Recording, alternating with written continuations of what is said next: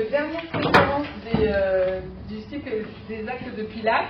Et pour cette dernière conférence, j'ai la joie, et nous avons la joie d'accueillir Céline Romer. Donc Céline Romer qui est maître de conférence en littérature néo-testamentaire. Elle est prof de Nouveau Testament, depuis 2017 à l'Institut protestant de théologie à Montpellier. Elle est aussi ministre de l'EQDF depuis les années 2000. Elle a travaillé dans aussi la formation continue avec Théovie. Un double doctorat côté théologie et côté lettres anciennes, si je ne me trompe pas, avec l'université de Paul Valéry. Et voilà, après, j'ai quand même regardé le doctorat parce que je trouve que c'est quand même aussi très. Pour une nécessité, je trouve que c'est super. Valeurs et paraboles, une lecture du discours en Matthieu 13, 1, 53. Et j'ai eu la joie de participer à un stage qui était à Villeneuve-les-Avignon la semaine dernière, qui était animé par Céline Romer sur théologie et théâtre, Bible et théologie. Et c'était un discours, un dialogue entre des textes du Nouveau Testament et des auteurs contemporains au niveau du théâtre. Et c'était fantastique. Donc je suis d'autant plus ravie d'accueillir Céline Romer qui va un peu retracer des choses qu'on a évoquées là-bas aussi. Et voilà, donc voilà pour la présentation. Il y a à peu près 3 quarts d'heure, en général 3 quarts d'heure, 1 heure de conférence, et après échange, débat. Voilà. Donc bonne soirée, à bientôt. Merci beaucoup. Merci beaucoup Géraldine. Merci beaucoup. Écoutez, je suis très contente d'être là. Donc vous l'avez compris, moi je suis du sud de la France, alors je ne connais pas bien, on ne se connaît pas. Voilà, j'arrive avec mes idées sur une invitation généreuse de ma collègue Géraldine Walter. Merci encore à elle. Donc c'est vrai, il y a 8 jours encore, on était à Avignon, donc on baignait dans cette atmosphère toute particulière. Une atmosphère théâtrale, on a fait dialoguer les textes, et donc je dois tout de suite vous dire que ce que je vais vous présenter ce soir est largement, massivement appuyé sur cette expérience-là, et notamment par, au fond, un dialogue que j'entretiens depuis plusieurs années avec une collègue qui s'appelle Béatrice Wary, qui est professeure d'Ancien Testament à l'Institut catholique de Paris, qui est une collègue, aussi une amie depuis très longue date, qui est une férue de théâtre comme moi, et ça fait très longtemps que nous partageons comme ça nos expériences théâtrales, et que nous y puisons beaucoup d'inspiration pour notre propre travail théologique, et c'est comme ça qu'ensemble on a eu l'idée de proposer notamment ce stage. Donc je lui dois beaucoup, et tout ce que je vais dire là s'appuie sur nos échanges et nos discussions. Alors elle n'est pas là aujourd'hui, mais très présente dans ce que je vais vous présenter. Alors je vous préviens tout de suite, parce que je vois qu'il y a des gens qui sont loin. Il y aura des choses qui vont être, des textes qui vont être projetés, que je lirai, mais si vous avez envie de voir par vous-même, si je dis, si je lis bien, il faudra s'approcher un peu.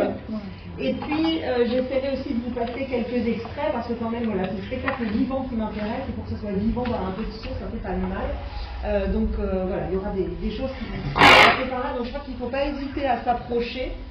Oui. Que chacun se sente libre, pour être confortablement installé. Voilà, je vais juste sortir ma montre parce que vous voyez, je suis du sud, donc je suis très bavarde et j'ai pas le sens de la durée, donc je vais m'auto-contrôler. Voilà, comme ça. Alors, petite entrée en matière, mais je suis très intimidée de dire ça devant des professionnels du théâtre que je ne suis pas, que je ne suis absolument pas. Je me laisse interpeller par le théâtre, mais je ne suis pas une professionnelle du théâtre. Mais cette question du rapport entre le théâtre et la religion, vous le savez, a une très longue histoire. Elle se pose évidemment avec une grande acuité dès l'Antiquité, avec ce culte rendu au dieu grec qui a donné naissance au théâtre, ce qui signifie tout de suite que théâtre et religion sont intrinsèquement liés. Les historiens du théâtre antique grec, que je ne suis pas non plus, ont depuis longtemps montré comment le théâtre en Grèce s'est constitué dans sa spécificité en se détachant du contexte religieux d'où il naissait en réalité, et ils expliquent bien mieux que moi, c'est juste pour brosser le décor de notre discussion de ce soir.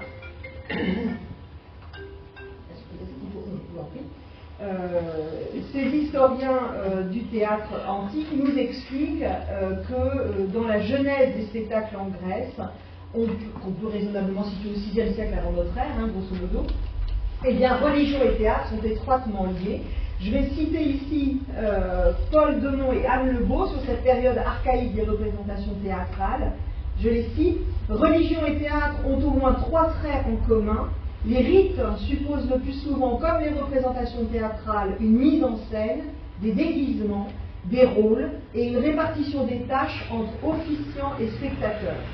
En second lieu, ils se déroulent dans un temps qui leur est propre, en dehors du temps réel, et ils peuvent être reproduits à l'identique.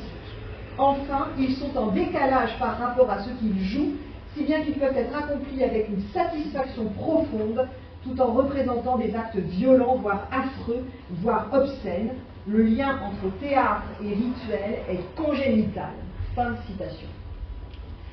Voilà, donc ces historiens nous aident à comprendre ce lien. Ils nous ont aussi appris combien nos textes de référence, les textes bibliques, n'étaient pas hermétiques à l'art théâtral. Alors là, je reviens un tout petit peu plus dans mon champ de compétences. Il faut se souvenir que le théâtre grec continue d'être vivant et productif pendant toute la période romaine, toute la période hellénistique. La civilisation hellénistique va même assurer au théâtre une formidable extension. On va construire quantité de bâtiments en pierre, jusque dans les plus petites cités de l'Empire. On va organiser la profession d'acteur, qui va s'organiser d'ailleurs en confréries, qui vont sillonner l'Empire romain. On va organiser des festivals, des concours, jusqu'au fond de l'Orient. Donc le théâtre va jouer un rôle essentiel dans la cité de l'époque hellénistique et romaine, au point que le judaïsme hellénistique n'y reste pas insensible. Et je voudrais citer là peut-être quelque chose qui est un peu moins connu de nous tous, sauf sans doute quelques-uns au moment où je dis ça, je me dis si, il doit y en avoir qui vont vous connaître. Je pense à Ézéchiel le Tragique. Ézéchiel le Tragique et son œuvre, l'Hexagogué, dont on ne possède aujourd'hui plus que 17 fragments, sauf erreur de ma part, mais malgré la rareté des sources, on peut situer l'auteur, donc ce fameux Ézéchiel, à Alexandrie, la ville de la Septante, là où on va traduire la Bible hébraïque en grec. Donc on est à peu près entre la moitié du IIIe siècle, la moitié du 1er siècle avant notre ère. Les historiens discutent là-dessus, mais l'Hexagogué, son œuvre, est une tragédie qui raconte le récit du livre de l'Exode selon la traduction de la Septante, et on assiste à un Moïse en héros tragique.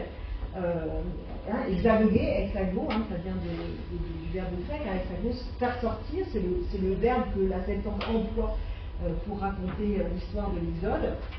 Donc vous voyez que l'attitude du judaïsme hellénistique pouvait être tout à fait positive, tout à fait favorable envers le théâtre. Alors, même si on ne sait pas très bien si cette pièce-là a pu être représentée, simplement lue, simplement écrite, ça, on discute là-dessus, on n'a pas de preuve que ça ait pu être monté, mais après tout, on n'écrit pas quand même une tragédie pour la laisser dans le tiroir, donc on voit bien qu'il y a eu une offre théâtrale qui vient de ce judaïsme hellénistique. Donc on n'hésite pas à emprunter au genre théâtral pour représenter son histoire et puis pour se présenter publiquement aux autres. Et puis voilà, on connaît très bien, ça c'est très documenté, l'histoire de la fameuse bibliothèque d'Alexandrie où on édite les grands auteurs grecs, on édite Aristophane, etc. Donc on est, Échille, tous les autres, Échille et les autres, ils sont tous là et on les édite et on les commente et on les lit.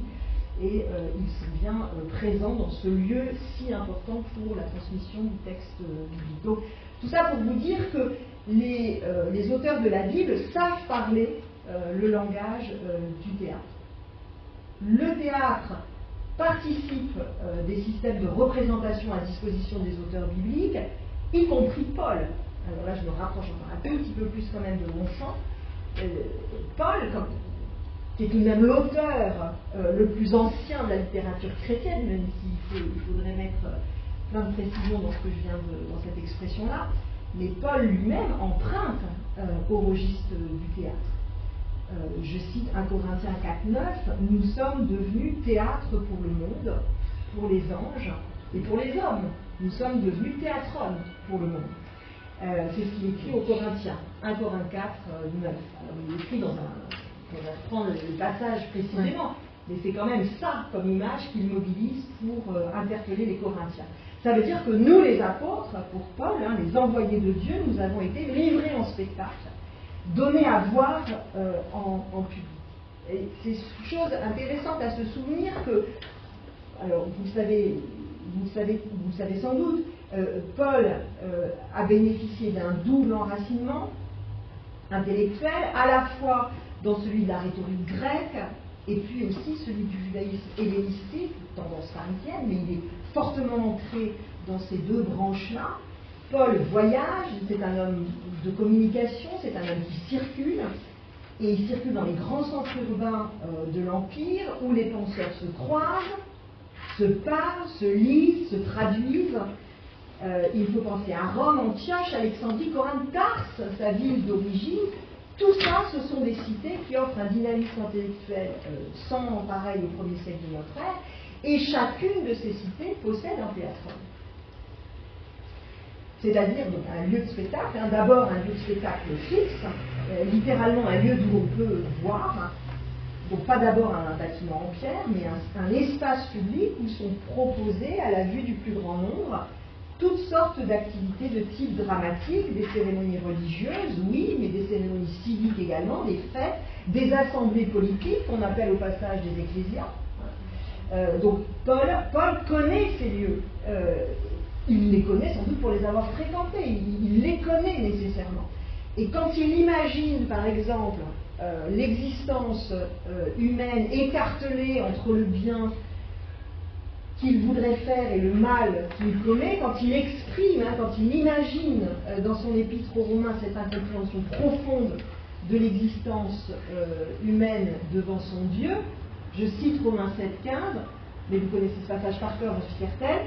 Effectivement, je ne comprends rien à ce que je fais, ce que je veux, je ne le fais pas, mais ce que je déteste, je le fais, etc., etc. Les auditeurs reconnaissent ici des thèmes qu'ils ont entendus aussi au théâtre. Il faut penser à Euripide ici, et au personnage de Médée. Médée prise dans un conflit, donc des siècles avant Paul, mais Médée prise dans un conflit entre raison et passion, emportée par la violence de ses sentiments, qui finit, vous le savez, par tuer ses enfants pour se venger de l'infidélité de Jason. Je cite, « Oui, je sens le forfait que je n'ai osé, mais la passion l'emporte sur mes résolutions, et c'est elle qui cause les pires maux aux humains, etc. etc. » Donc, les dramaturges grecs avaient mis en scène ce conflit intérieur propre à l'humain, et on peut très bien imaginer Paul empruntant à la tragédie grecque pour réfléchir la volonté stérile du sujet croyant, un sujet empêché de faire ce que son vouloir lui dicte. Alors évidemment que Paul va réfléchir autrement que le personnage de Médée, évidemment, il n'empêche que cette représentation d'une volonté empêchée, meurtrie, blessée, traversée par des paradoxes et des contradictions, c'est quelque chose que le théâtre a porté avant lui, et quelque chose qu'on peut très bien imaginer familier à Paul. Pour ça, je voudrais aussi rajouter une petite chose, c'est que pour ce contexte-là, c'est que je voudrais penser à ce moment-là à Sénèque.